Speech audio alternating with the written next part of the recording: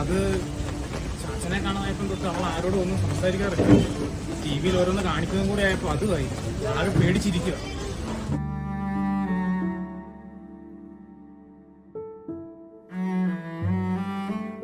സാധാരണ ചാച്ചനല്ലേ അവിടെ ഹോസ്പിറ്റലിൽ കൊണ്ടുപോകാറ്.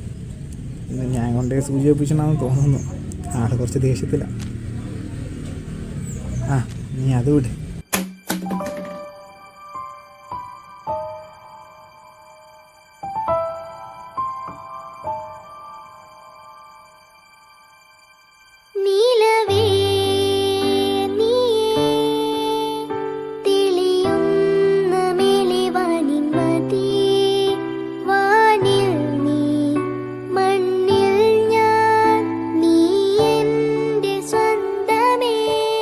കുറച്ചു മുമ്പ് വരെ അവളെപ്പോലെ ഞങ്ങളും വിചാരിച്ചുകൊണ്ടിരുന്നത് ചാച്ചൻ തിരിച്ചു വരുമെന്ന്.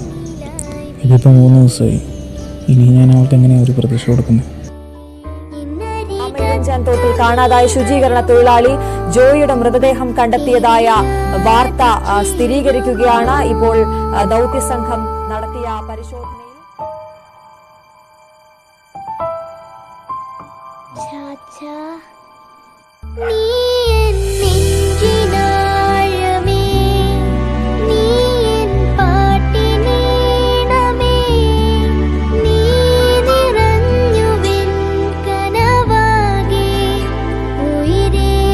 പഴവങ്ങാടി തകരപ്പറമ്പിന് പുറകിലെ കനാലിൽ മാലിന്യങ്ങൾക്കിടയിൽ നിന്നാണ് മൃതദേഹം കണ്ടെത്തിയത്.